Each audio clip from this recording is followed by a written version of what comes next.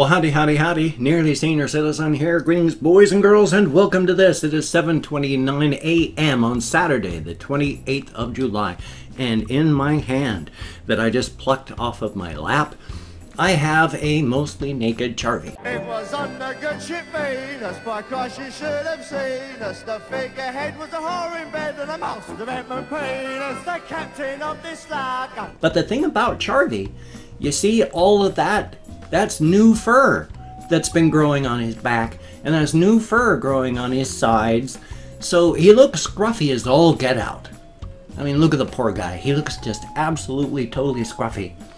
But that's all new fur growth. His fur has been coming back. So I put lotion on his back where it feels like it's the driest, like he, because he scratches and he gets the little scabs. Oh, I don't know what you're licking. Probably the lotion. But he's a good little guy. He's very active. His fur is, he lost his fur because of the heat and his age, and it's growing back. It's just, fur takes the time to grow back. But he's a good guy. He's very happy, very active, as you can tell. So I'm going to put him back in his cage. He wants to go back to bed. Here we go, little guy. Thank you so much, Charlie. You are a good guy. To keep him safe, to let him know that he has a safe place, I just wiggled at the tissues on top of his place, his nest, and he poked his nose out. So I took a stick and I started poking at the stuff around him, and he came out of his nest, and I put my hand down, he partly crawled up, and I picked him up.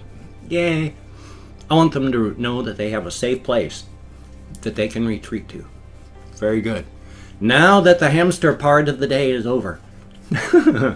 Because there's Charvy, he's going to run around. His wheel is, of course, stuffed with food, so if he starts to run, you're going to hear it. It's going to sound like a box of rocks. Plastic box of rocks being shaken around because of the little crazy guy. Take the food out of his wheel. He puts it all carefully back in. But he might be running, he might not. He's still active now because I got him up. And Mama Squeak is fine. I moved her bin cage over, so she's doing good. I looked over at the side, and she was up wandering around and digging, so she's doing good. And I picked up Boogle Boogle Boogle. Well, not Boogle Boogle Boogle. Booga Booga Boogle is how I pronounce her name. Boogle, but Booga Booga. Boogle, don't know why, but alliteration. But she's doing fine. I picked her up this morning. She's getting really, really thin. She's getting thin like Mama Squeak. So all three of my hamsters are getting pretty old. I need to find either some more frees or some more rescues or something.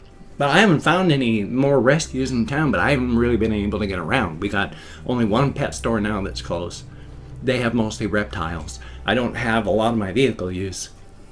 So haven't been able to find any rescues or frees lately. Life is life. Now, once again, high context speaker to give you full understanding of what happened and why. A couple of years back, my wife, when she was alive, she had to take a frightening amount of potassium because she had to take a frightening amount of diuretics. I mean, literally, she took enough diuretic tablets to, well, just diuretics alone to kill anyone. She took like 4 diuretics. And they were all major diuretics. But if she didn't do that, she would have died.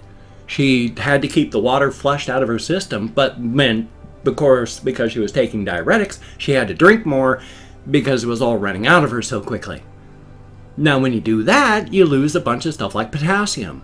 So she had to take a frightening amount of potassium, and I mean frightening. Now, a normal person might have to take just 1 tablet, 10 milliequivalents of potassium in a day. I'm supposed to take 10 milligrams of potassium myself when I take my own diuretic. That's fine. My wife took 80 milliequivalents of potassium 3 times a day. 240 milliequivalents.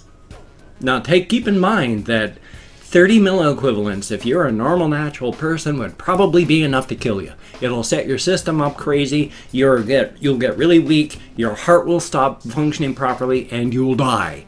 And she had to take 240 milliequivalents, and she was always low.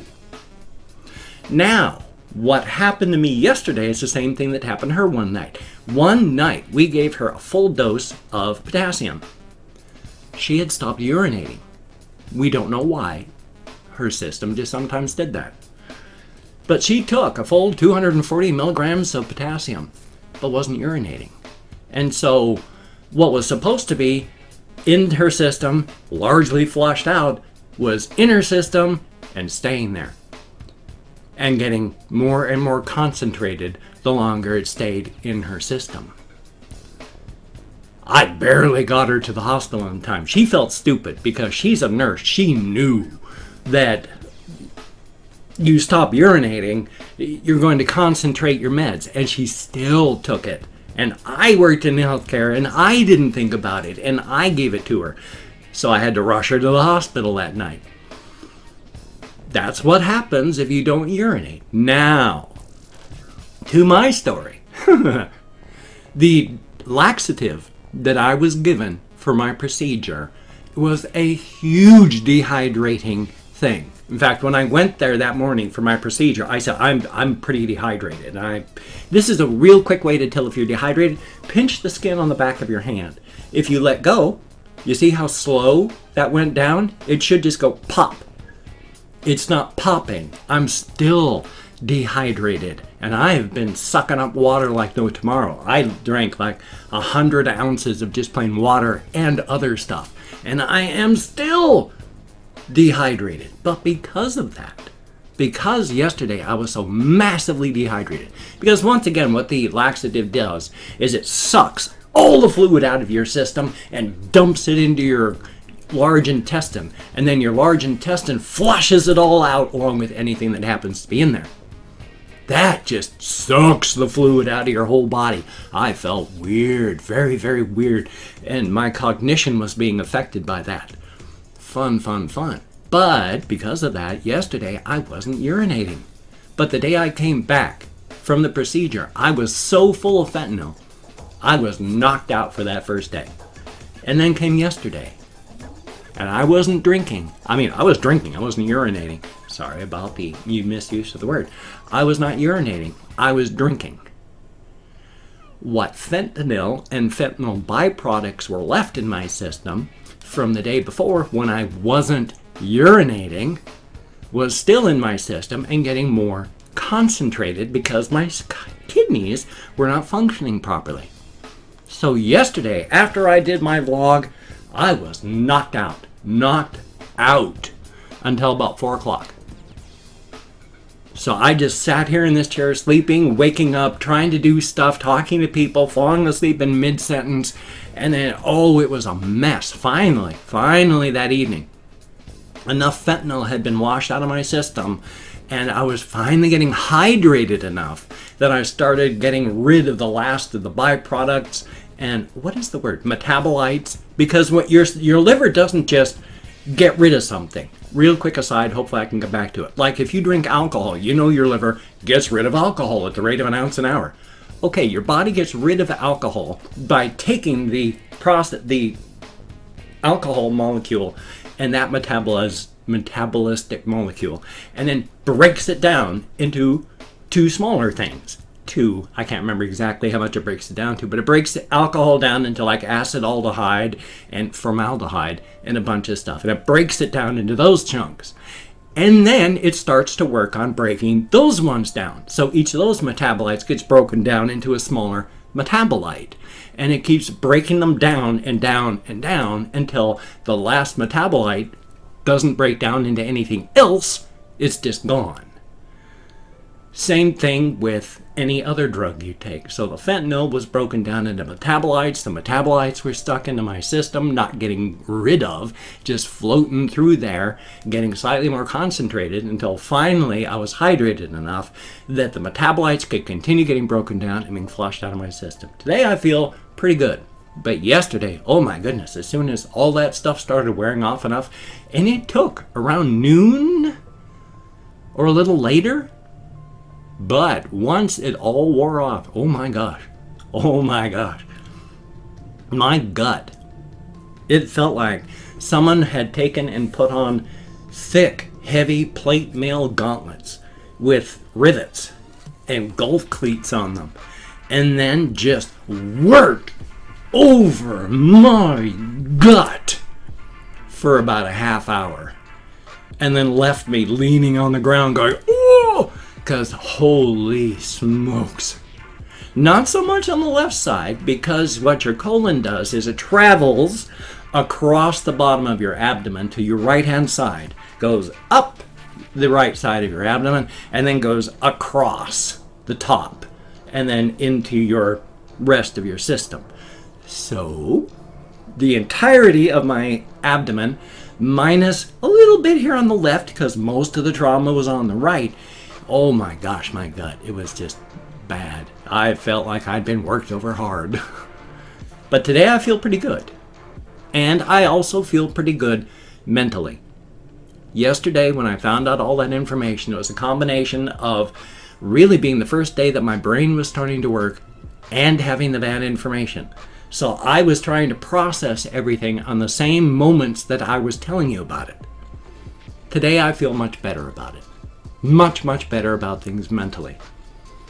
Just because I had 3 precancerous polyps doesn't mean these are precancerous. Could all be benign. They could all be precancerous. In which case they're all gone. And as somebody in comments pointed out, they are gone. They can't hurt you anymore. Now, of course, if it was cancerous and then metastasized, then yeah, they can't hurt me anymore, but the after effects sure can. So there's still scary stuff, but I'm not going to roll over and die. No fear there. I call myself a sewer rat, but I don't mean it in a bad way. I call myself a sewer rat because a sewer rat is hard to kill. Really, really hard to kill. And life has been trying to kill me for a long time. This is nothing.